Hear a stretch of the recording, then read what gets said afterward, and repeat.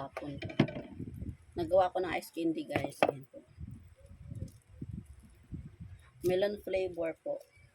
Marami na kasi naghahanap. Marami din rin nagre-request. At paborito rito na aking kumaring si Marcel. Ganito.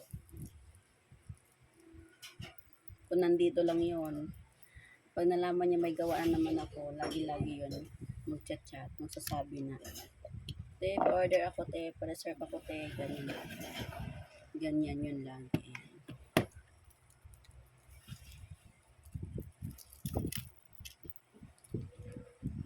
So guys, may kwento tayo ngayon.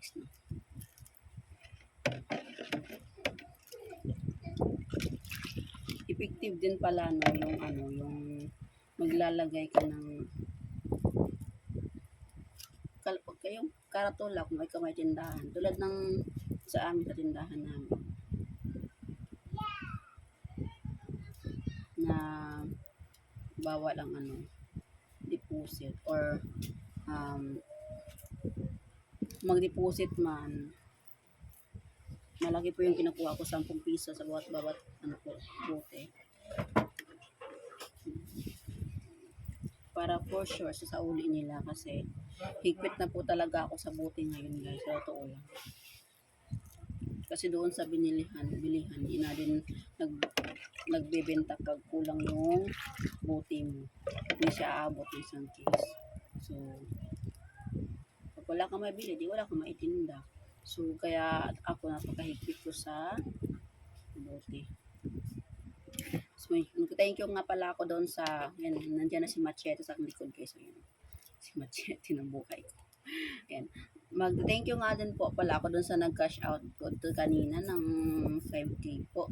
Para, kasi hindi na po ako pupunta pa ng 7-Eleven na mag-cash in. Kasi kinash out na po niya kanina.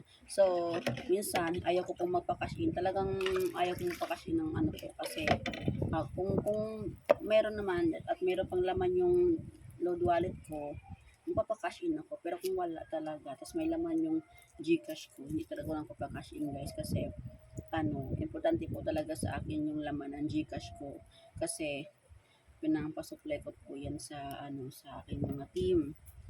At the same time, nahihirapan din po ako mag-cash in o magpa-cash in kasi wala akong mauutosan sa tindahan guys pag magpapa-cash in ako. So, ang ko talaga to cash out kasi yung pera sa load na iipon siya. So, yung laman para hindi na yung laman ng Gcash ko, hindi mabawasan.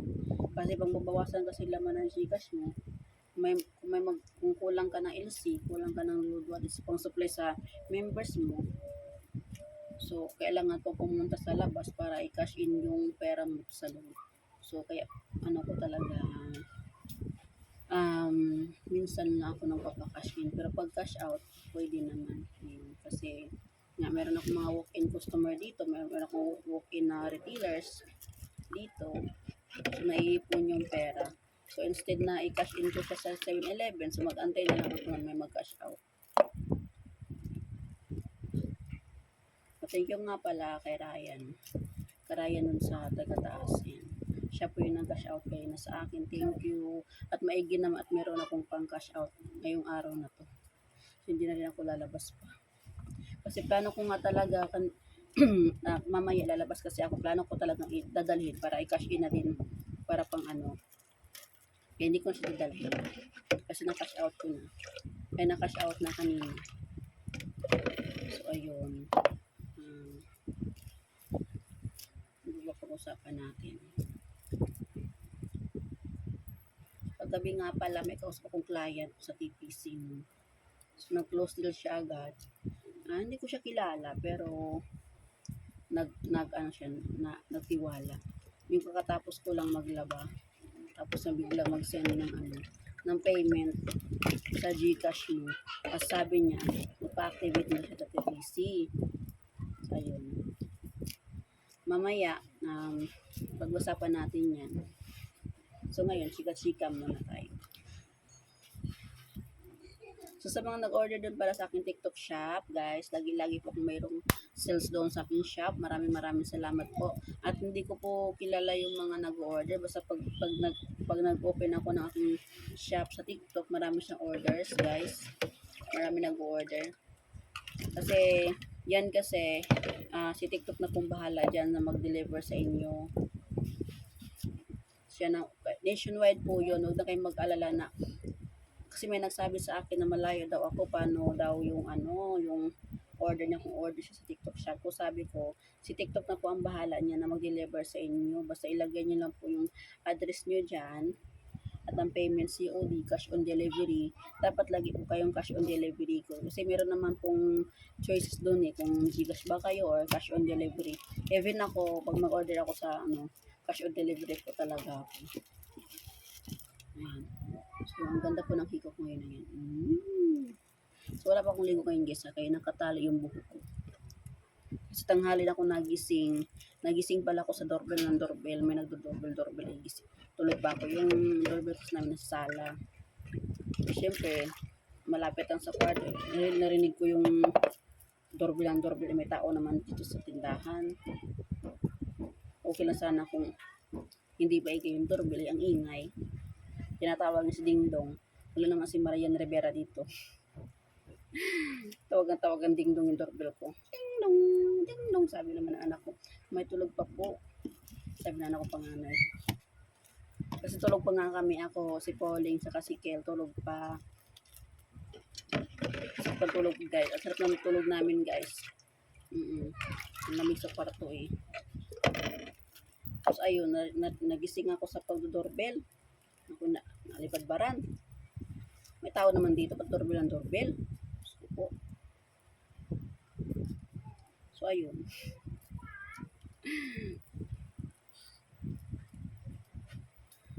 So yung mga bata guys, mga bata dito na antabayan na po yung aking ice candy.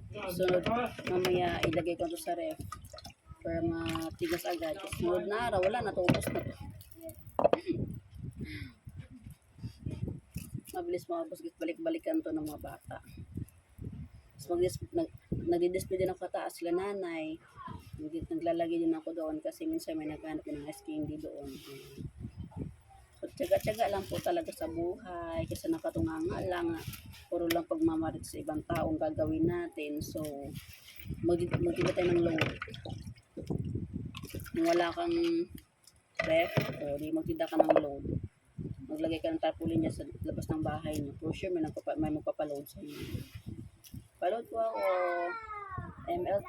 ML15 kasi wala na palang ML10 ngayon. So, huwag mong sabihin na wala kang binta sa load kasi ikaw mismo gumagamit ng load. So, kaya mong mabinta, gamit mo ng pansarili mo, katipid ka pa. So, meron akong kausap last day na sa cellphone. Lalaki siya. Pero ewan ko ba, iba ata nasa utak ng taong yun. Boys ha, depend ko lang sa inyo ha. Hindi porkit kinakausap kayo ng mga babae na sa messenger, hindi ibig sabihin nyo na type kayo, no? Inaalok lang kayo ng business niya. Alam na pag alam mo yung kausap yung babae na negosyante ha. Kahit daring mo namit yung taong yan, yung babaeng yan, sa panamit lang yan. Pero yung mindset niya, iba yung nasa mindset ng karaniwang mga babae. Kasi kami mga negosyanteng mga babae, nas entrepreneur mindset kami. Iba kami mag-isip eh. Wala sa amin yung mga kim-kim, landi-landi na yan. Ano makukuha mo dyan? Kinakausap namin kayo kasi gusto namin na makatulong na kahit sa loob ng lang. Kung ayaw nyo, edi wag. Sabi pa niya, baka daw magalit yung mister ko nang nag-chat ako sa kanya. Yung mister ko po guys, ang lawak ng pag-uunawa. Marami akong kausap na lalaki, mga client ko. Meet up, offline, online. Pero hindi ganyan mag-isip yung mister ko guys. Bahala na kayo mag-isip. Kung makikita nyo kung may kausap na lalaki sa labas, bahala na kayo mag-isip niyan. Judge me, I don't care. Basta hindi ako nanghihingi sa inyo pagkain ko araw-araw. Hindi kami nanghihingi sa inyo ng pagkain namin araw-araw. At malaki ambag sa buhay ko, who cares? Judge me, who cares? Ganyan ako.